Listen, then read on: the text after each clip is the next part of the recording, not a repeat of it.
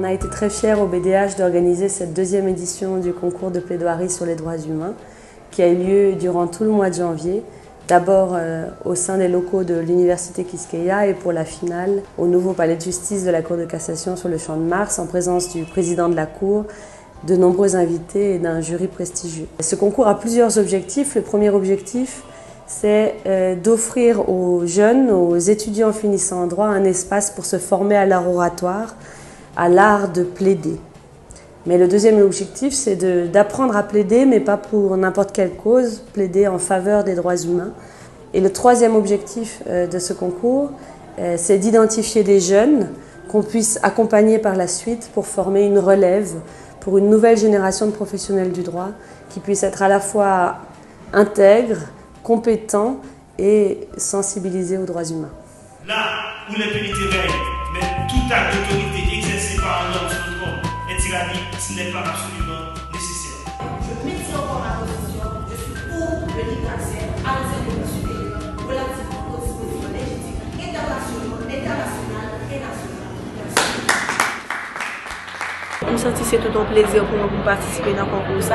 De prime abord, il faut que je félicite BDHH pour l'initiative. C'est toute une initiative qui est très louable. Dans la mesure où ils mettent en évidence des talents, peut-être que c'est des gens qui ne peuvent pas reconnaître tête à l'œuvre, mais ils ont opportunité et possibilité pour exposer tête ou du moins vendre tête devant un jury qui a des gens qui sont très compétents et qualifiés là-dedans. Haïtien de maintenant, Haïtien nationalisé, Haïti a aussi de plus un protagoniste pour développer. Donc c'est vrai, la Constitution a été élaborée dans un esprit de nationalisme, c'est vrai, mais dans le contexte actuel, il faut trouver aussi la mondialisation, l'universalisme. Donc je réitère ma position pour dire que je suis pour la nationalité. Concours, ce n'est pas une question de gagner ou bien perdre. L'essentiel, c'est participer, c'est venir exercer talent, c'est venir apprendre et puis tout pour tirer le meilleur, le plus possible de concours. Ça. Ville désertique qui fait, continue à budget, inondation, zone Sahara, plus misère, plus inondation. Mais ironiquement, priorité, pas quelle conséquence ça va avoir sur la vie du monde, quelle conséquence ça va avoir sur l'environnement. Mais c'était l'argent. Qui valait l'argent dans ça avec la paix? Oui, l'argent. Mais l'argent pour qui est? L'argent pour ajouter qui est? Je remercie le BDHH qui avait pris l'initiative d'organiser ce concours. D'autant plus que c'est sur les droits humains, donc un sujet palpitant d'intérêt. À ce stade où nous sommes en Haïti, il est important que nous autres étudiants et professionnels du droit s'impliquent, que ce soit en théorie ou mais en pratique aussi, de défendre et de faire la promotion des droits humains. Parce qu'il s'agit entre autres du droit à la vie, à la sécurité, du droit au bonheur, au bien-être, du droit à la liberté, à l'égalité. Cela révèle pour moi d'une importance capitale et je pense qu'à travers ce concours, j'ai eu la chance de me manifester une fois de plus cette lourde tâche et j'espère continuer à travailler parce qu'il me reste beaucoup à faire. Émile Luders, né d'une mère haïtienne et de père allemand, jouissait d'une double nationalité, allemande et haïtienne. Et un beau jour, il s'est fait arrêter pour agression à l'encontre des policiers dans l'exercice de leur fonction. Il a été condamné à 1 mois d'emprisonnement et 48 cours d'amende. C'est une activité qui est extrêmement importante. Il permet que un ensemble de jeunes qui font dans la faculté ou bien qui licencient en droit jouent un espace côté jeunes capables et expérimenter ça les plaidoiries. Dans ce sens, je pense que c'est une activité qui doit plus encourager tout. Dans ce sens, on a essayé de demander l'autre organisation pour emboîter le pas pour continuer dans la même ligne. Et je me sens content, fier tout du fait que semi-finaliste, parce que tu as 32 compétiteurs et normalement je me arrête 4 seulement. Donc je me sens fier, content et nous pensons dans la finale là, nous avons le meilleur de nous-mêmes de manière à ce que pour nous avons une demi-finale, une finale qui est à la hauteur.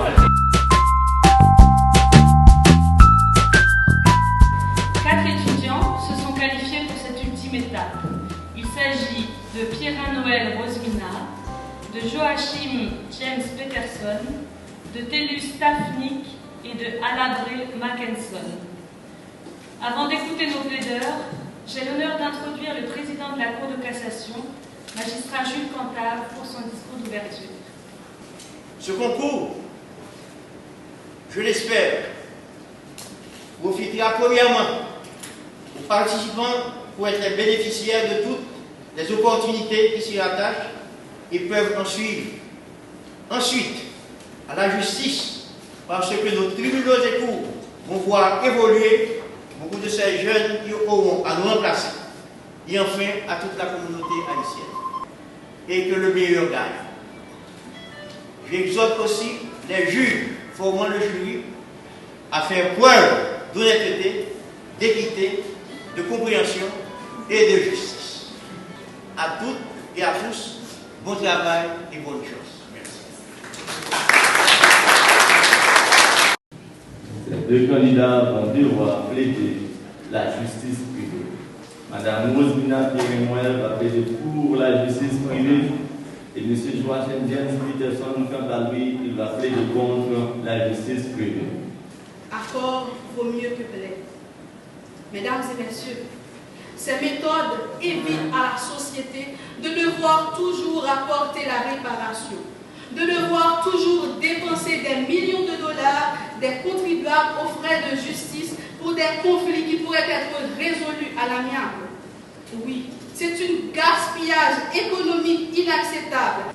Mais est-ce que la justice privée, ou du moins est-ce que l'arbitrage doit se substituer à la justice étatique ou à l'autorité étatique? Non.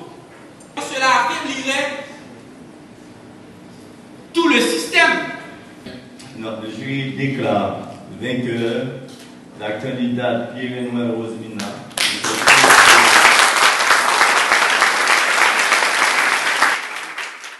Pour les victimes des catastrophes naturelles, en étant dépourvu de tout, veut dire concrètement et dans l'immédiateté de la nourriture, de l'eau potable, des kits d'hygiène, un abri et aussi des soins médicaux. Ainsi, il faut une action immédiate de l'État pour préserver la vie et la dignité de ces sinistrés. Mais que faire? Des projets de loi qui prendraient 2 mois au Parlement pour être votés, ou alors des contrats de passation de marché public qui prendraient 2 mois pour être effectués et exécutoires.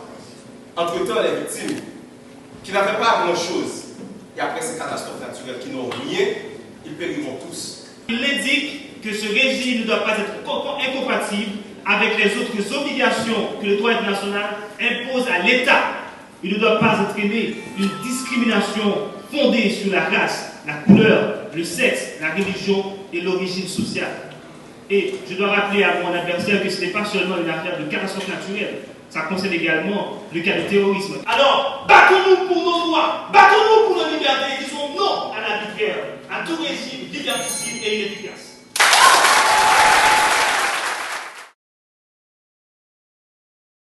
Ces personnes tuées pour la couleur de leur peau, ces personnes tuées pour leur religion, qui sommes-nous pour rester les bras croisés?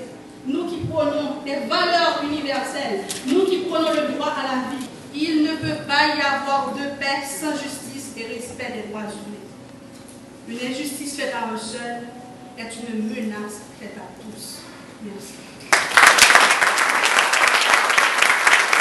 Remontons au XVIIIe siècle, à l'époque où mes ancêtres allaient combattre, allaient se battre.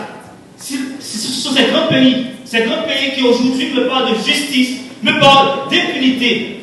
Haïti, nous avons montré à ces pays-là, la France, les États-Unis, la Russie, les grands pays dont tu parles, comme ce qui veut dire justice. Ces pays-là qui ont réduit des gens, des centaines de milliers de gens, des millions de gens à l'esclavage au XIXe siècle, ne fallait-il pas les punir? S'il faut faire un combat aujourd'hui pour la justice, il fallait faire venir, si on pouvait, ces esclaves.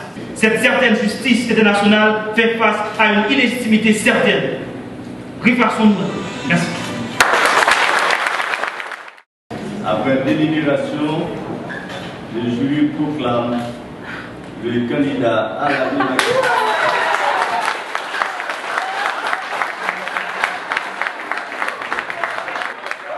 La finaliste de cette deuxième édition du concours de plaidoirie, mademoiselle Pierrin Noël.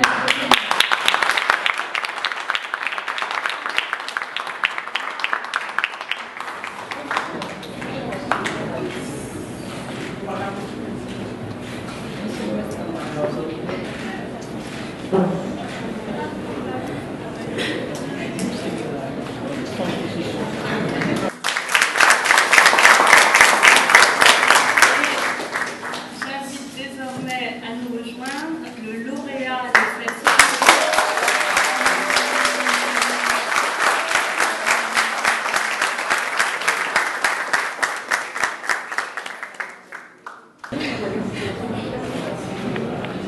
félicitations à vous.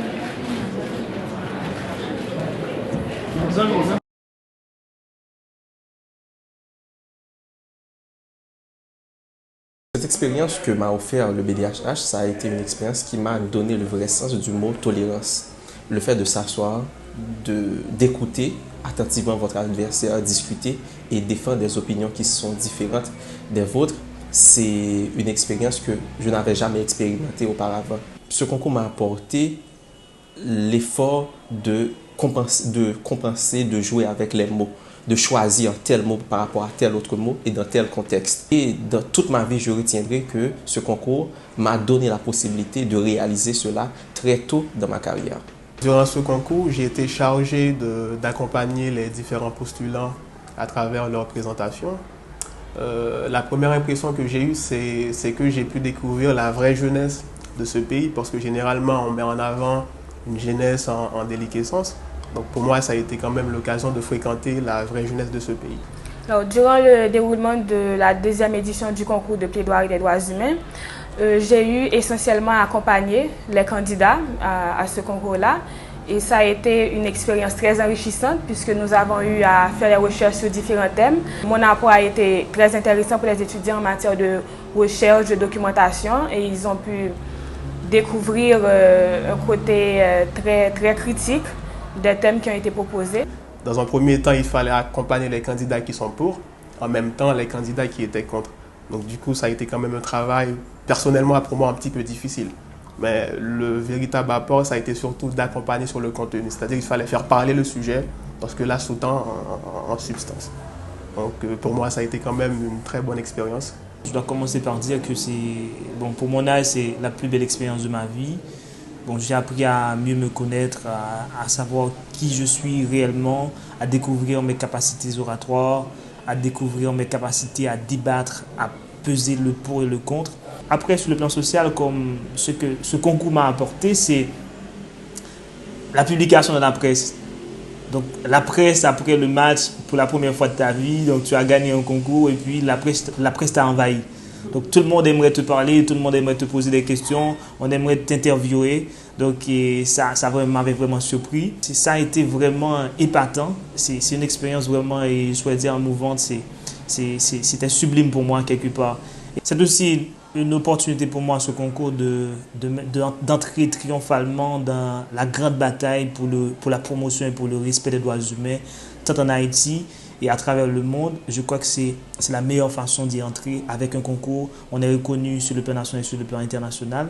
On s'y entre et puis on se met totalement dans la lignée des Martin Luther King, des grands défenseurs des droits humains à travers le monde, et comme dans la lignée du Bureau des droits humains dans la bataille pour la promotion et le respect des droits humains en Haïti.